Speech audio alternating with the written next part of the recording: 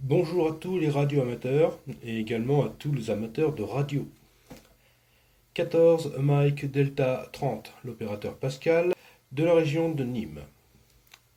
J'ai eu l'occasion de modifier il y a quelque temps une base CB Président Washington sur demande de Denis, 14 Papa Lima 76, pour y ajouter un DDS. J'ai été séduit par ce matériel.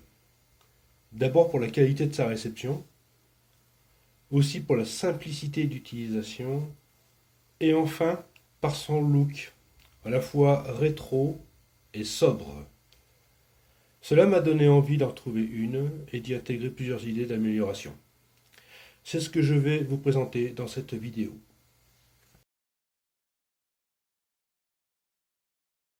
Commençons par une présentation générale. Donc cette base CB permet de trafiquer sur 40 canaux en AM ou en BLU. Les commandes disponibles en façade sont le volume, le squelch, le gain micro, le gain radiofréquence, la sélection du type de modulation et un clarifieur. Ensuite, trois boutons permettent de sélectionner l'information visualisée sur le galvanomètre, bouton mode, d'activer le circuit NB-ANL et de se verrouiller sur le canal numéro 9. L'alimentation se fait par 230 volts avec une alimentation interne ou par un 13,8 volts externe. A noter que l'interrupteur de mise en marche en façade coupe uniquement l'alimentation de la platine principale. Donc si la prise 220 volts ou 230 volts est en permanence sous tension, l'alimentation interne est alimentée elle aussi en permanence. Il est souhaitable de stopper l'alimentation 230 volts quand la base n'est pas utilisée. Les dimensions sont modérées, donc une largeur d'environ 35 cm, une profondeur de 31 cm et puis une hauteur de 13 cm à peu près. C'est modéré, mais c'est suffisant, puisqu'à l'intérieur on trouve tout le volume nécessaire pour apporter quelques évolutions. Avec ses 4 watts en AM et ses 12 watts minimum en BLU, cette base mérite quelques améliorations pour se rapprocher en toute modestie des fonctions de base d'un décamétrique.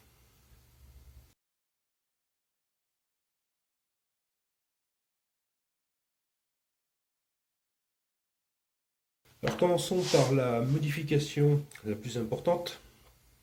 Il s'agit de la modification de PLL vers DDS. La modification DDS consiste à remplacer le système de syntonisation permettant de sélectionner un canal de trafic en CB par un synthétiseur digital piloté par un microcontrôleur.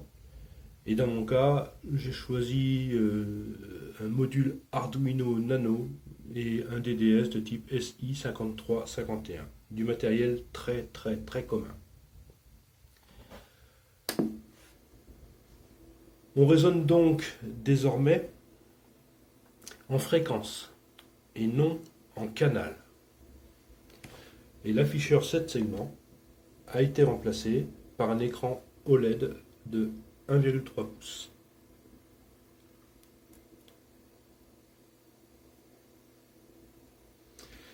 À l'intérieur, les circuits de syntonisation sont désactivés pour éviter toute interférence. Le signal Loop Detect, qui est normalement fourni par le circuit PLL, est maintenu à l'état haut. Sans cela, on ne pourrait pas passer en émission. Le signal généré par le DDS est injecté sur TP1. J'ai trouvé ce point d'injection particulièrement pertinent, suffisant, donc la meilleure des solutions est celle qui répond aux besoins et qui est trouvée rapidement. On s'y connecte sans condensateur de liaison, sans filtrage et sans changement de niveau. Donc c'est vraiment du direct. En réglant le niveau de sortie du DDS SI 5351 à sa valeur maximale, le spectre radiofréquence est tout à fait convenable et nettement meilleur que sur certaines CB bon marché. On gagne même un peu en sensibilité de réception et en puissance d'émission, donc on doit avoir quelques décibels supplémentaires par rapport au circuit précédent, mais le spectre reste propre. Il existe probablement des kits de modification sur le marché, mais puisque la modification des DS se traduit par l'ajout d'un microcontrôleur, j'ai préféré créer mon propre logiciel pour garder la plus grande souplesse en personnalisation et également à terme en évolutivité en fonction du besoin que je ressentirai en exploitation.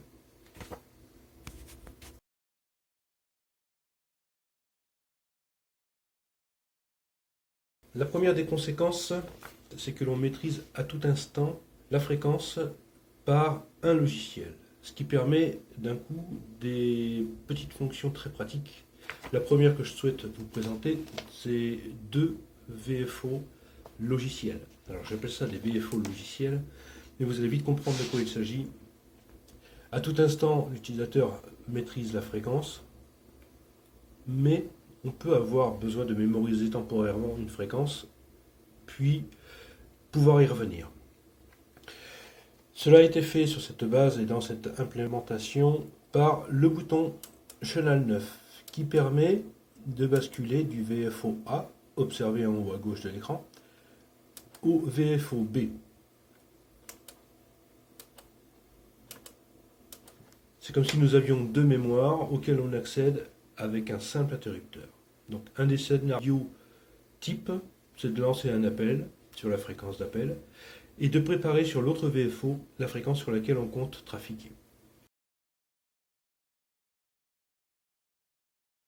Une seconde fonction très pratique consiste à régler le bas d'incrémentation du rotateur. Là vous le voyez, à chaque cran, on bascule de 5 kHz, tel que c'est écrit en haut à droite de l'écran. On souhaitera parfois aller beaucoup plus vite. Le bouton NB-ANL permet de changer le pas d'incrémentation. En 50 kHz à chaque cran, on va très vite balayer toute la bande utile. Là aussi, une commande très simple, très efficace, qui répond aux besoins essentiels.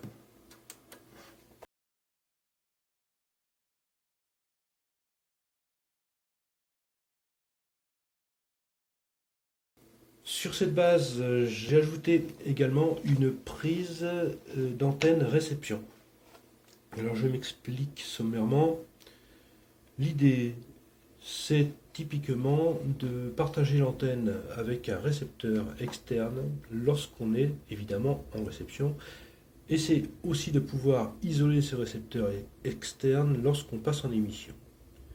Donc ce genre de commutation-là existe déjà à l'intérieur de n'importe quel CB.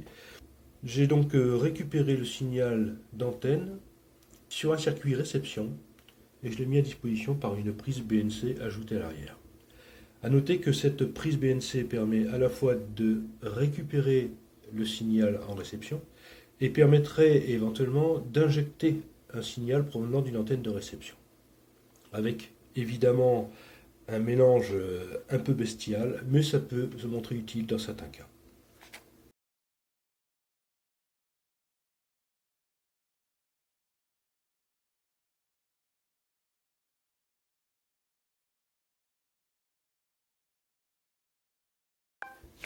La commutation PA, tout le monde sait, je pense, ce qu'est le public access sur une base, sur une CB mobile. Sur cette base-là, il y avait également une commutation PA, qui est en fait un interrupteur couplé au potentiomètre de Squelch. Lorsqu'on vient en buter à gauche, on est en position PA sur cette base. Le public access, évidemment, sur une base ne me servira pas du tout. Cette commutation PA, j'ai choisi de l'isoler pour réutiliser deux choses. D'une part, la position de l'interrupteur ici, donc une commutation, et d'autre part, la prise jack qui se trouve à l'arrière, qui est dédiée au haut-parleur de Public Access, que je vais réutiliser pour des fonctions plus pratiques en trafic radio pur. Cette prise jack PA dont je viens de parler a été connectée en parallèle sur la prise PTT. Très précisément, il s'agit du plot en haut et à droite quand on regarde la prise sous cette forme-là, sous cet angle-là. Cette prise PTT, c'est une mise à la masse qui est faite par le micro, et donc la prise jack à l'arrière est connectée en parallèle, ce qui apporte potentiellement plusieurs possibilités. Par exemple, on peut utiliser cette prise-là pour connecter une pédale d'alternat au pied, ou bien un système box, ou bien une télécommande de passage en émission depuis un PC. Ça permet également de travailler en sortie, c'est-à-dire de faire savoir à un équipement externe que l'on est passé en émission. Alors ça pourrait être le cas par exemple pour piloter un amplificateur linéaire. Ça pourrait aussi être le cas, à l'inverse, pour isoler un amplificateur de réception quand on passe en émission. La prise jack a donc été utilisée pour le PTT et la commutation récupérée sur la fonction Public Access, elle, a été utilisée pour mettre en place un Roger Beep. Lorsque un micro standard passe d'émission à réception, le switch interne met à la masse le haut-parleur. Puisque nous, on veut émettre un Roger Beep lorsqu'on passe d'émission à réception, il a fallu faire deux choses. D'une part, évidemment, prolonger le PTT, mais également empêcher que la connexion se fasse sur la masse du haut-parleur. Et ça, pendant la durée du bip, sinon en pratique, on va entendre le Roger Beep dans le haut-parleur. Le principe utilisé dans mon cas consiste à tout simplement couper la ligne du PTT et insérer dans la chaîne le module Arduino. Le PTT du micro est connecté à une entrée du module, le logiciel réagit à cette entrée. Quand on passe en émission, le logiciel répercute immédiatement la commande sur sa sortie PTT. Cette sortie PTT commande un transistor qui simule la commutation faite par l'alternat du micro en temps normal. En revanche, quand on passe de TX en RX, le logiciel émet son bip par une sortie PWM, avec filtrage, atténuation bien sûr, et puis seulement à la fin du bip, il répercute la commande de retour en réception sur sa sortie PTT.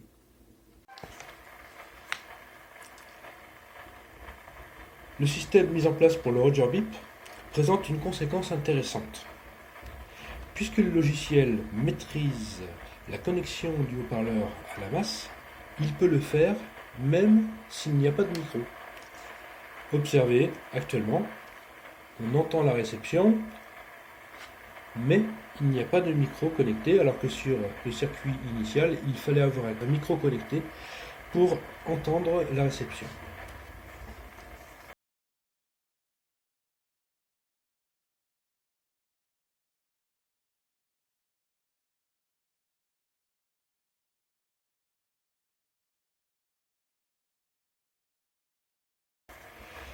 Passons maintenant au squelch et au scan. L'état du squelch est obtenu assez facilement sur le circuit. Dans mon cas, j'ai choisi de mesurer tout simplement la tension aux bornes de 180. Après avoir réglé le squelch un peu au-dessus du bruit moyen, un clic sur le rotateur lance le scan.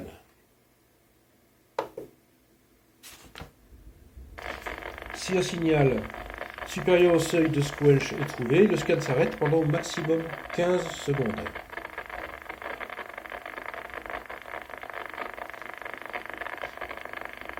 Je vais simuler un signal qui disparaît et un nouveau qui réapparaît. Donc 15 secondes max d'écoute, on peut bien évidemment arrêter le scan à tout instant en cliquant sur le bouton.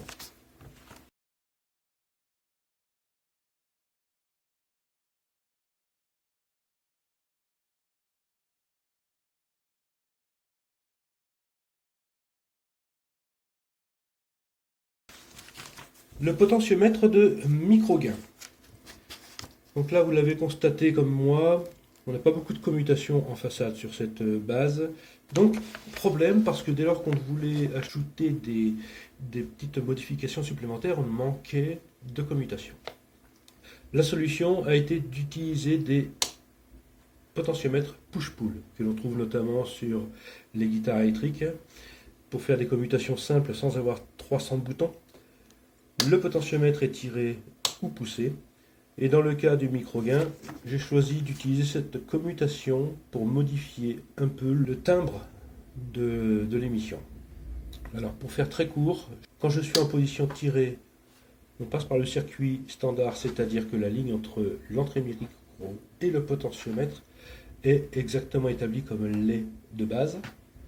Et lorsqu'on passe en position enfoncée, la ligne passe par un condensateur de 220 nanofarads. C'est une valeur qui, à mon avis, est adaptée pour augmenter un peu le pic d'énergie sur l'enveloppe de l'audio.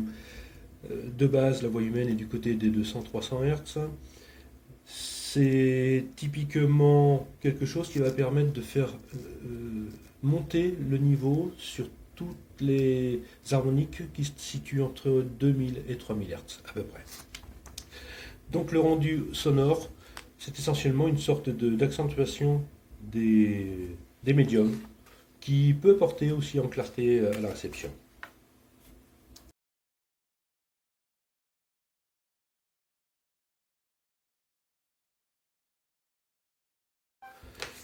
Le potentiomètre de gain RF, lui aussi, a été remplacé par un potentiomètre push-pull. Dans ce cas-là, la commutation est utilisée pour simplement ajouter entre le point haut du potentiomètre de volume et la masse un condensateur. On ajoute donc un filtre coupe aigu qui permet de réduire un peu tout ce qui est crachotement, chuchotement qu'on peut entendre par QRM, QRN, etc. Là, on est avec le filtre inactif, donc avec le circuit standard. J'ajoute le filtre, voilà.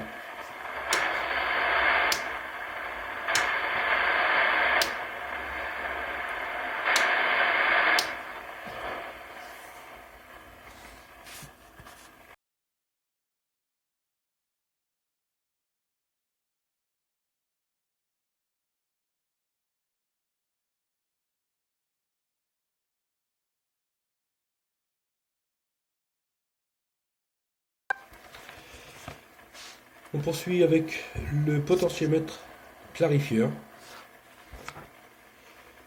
Donc on reste sur la même logique. Celui-ci aussi a été remplacé par un potentiomètre push-pull. Au niveau électrique, puisque ce potentiomètre ne peut plus agir sur le système de syntonisation initial, il est bien évidemment pris en compte par le logiciel du microcontrôleur. Il est polarisé sous 5 volts, si possible la même alimentation que le module Arduino, de sorte que s'il y a le moindre bruit, il soit impacté sur les deux, à la fois l'alimentation du module et la polarisation. Et dès lors, on obtient une tension qui varie entre 0 et plus 5 volts, très simplement. Pourquoi avoir utilisé un potentiomètre push-pull à cet endroit-là? Initialement, je m'étais dit que on pouvait n'activer le clarifieur que si le potentiomètre était tiré ou poussé. Comme ça se passe sur les bases Jumbo, pour les potentiomètres de tune et de clarifieur. En fait, je suis arrivé à élargir la fonction en me disant qu'on pouvait passer de clarifieur à tune. Et voici comme cela fonctionne. Le bouton enfoncé, on est en position clarifieur. Si on tire, on est en tune. Mais dans les deux cas, si on est dans la zone neutre, donc la position médiane du potentiomètre, il n'y a pas de décalage en fréquence. Le décalage ne se produit qu'à partir d'une valeur d'environ 40%, 45% sur la position du potentiomètre, et de sorte que au milieu il y ait une zone neutre. Là je suis dans la zone neutre, je décale un petit peu et hop, on débute le décalage en fréquence. Voilà. Donc même fonctionnement que l'on soit en tune ou en clarifieur, et on arrête le décalage en se mettant dans cette zone neutre qui fait environ 5% de la plage, plus ou moins 5% de la plage. C'est assez large pour qu'on puisse être certain d'avoir zéro. Lorsqu'on n'a aucun décalage, rien n'est affiché.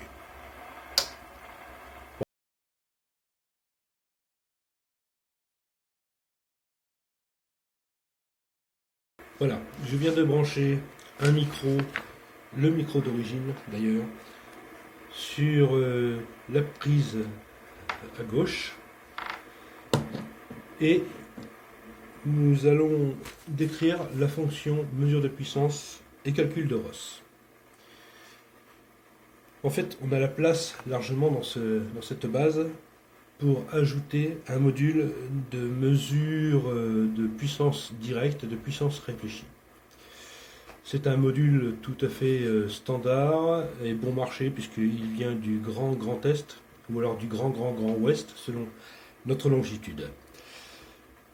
Il fonctionne assez bien, il donne les informations assez précises pour obtenir une indication. Alors bien évidemment, on n'est pas sur un appareil de mesure, bien sûr, mais avoir quelque chose qui donne une valeur indicative, c'est toujours utile pour détecter les anomalies flagrantes. Donc, ce module est connecté sur la sortie antenne, il est neutre en réception, bien sûr, et puis en émission, il permet de calculer la puissance et de calculer le Ross. Donc je passe en AM, voilà, je suis avec une antenne de voiture sans le toit, donc je ne sais pas trop ce que ça va donner, mais forcément pas un Ross de 1. On est parti, voilà, la valeur de puissance est à mon avis un peu surestimée, et la valeur de Ross. Donc on calcule ça avec une cadence d'information relativement modeste, ça ne sert pas à grand chose d'aller plus loin. Et donc, dès lors qu'on est en émission, l'affichage change, on affiche toujours la fréquence quand même sur laquelle on trafique, et puis on est sur une indication très sommaire, mais peu importe. Ce qu'il faut, c'est l'information utile, et je me suis arrêté là volontairement.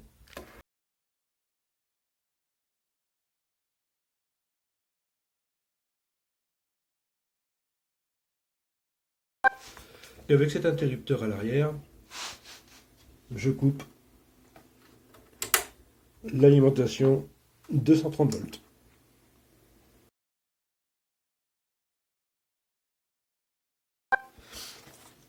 Bien, résumons.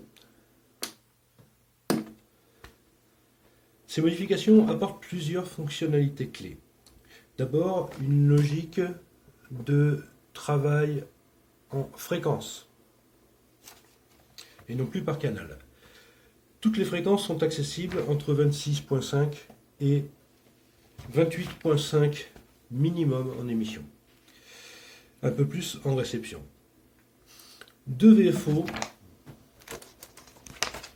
2 pas de réglage de la fréquence, Une précision en fréquence, bien évidemment, très satisfaisante par rapport à ce qu'il y avait initialement, puisque les quartz dérivent soit par l'âge, soit par la température, soit plus souvent encore par les deux.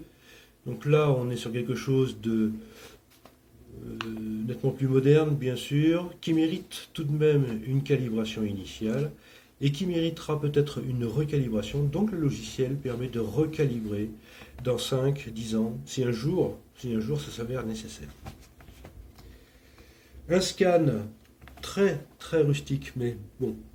Une capacité à jouer un peu sur le timbre à l'émission avec le potard et la commutation sur le microgain. Même chose pour la réception avec le potard RF-gain et sa commutation. La possibilité de connecter une pédale PTT ou bien PTT via interface depuis un PC, etc. Lorsque on manœuvre cet interrupteur, on peut utiliser un Roger Bip pour ceux qui aimeraient peut-être ça un jour, on ne sait jamais. Possibilité d'écouter sans micro branché, eh bien mine de rien c'était l'occasion, c'est une conséquence heureuse, donc on en profite, hein, tout simplement. Et puis cette entrée-sortie réception qui me sert, puisque dans mon cas c'est ce qui va alimenter le WebSDR 14 MyDelta 30. Enfin l'interrupteur 230 volts dont je viens de parler.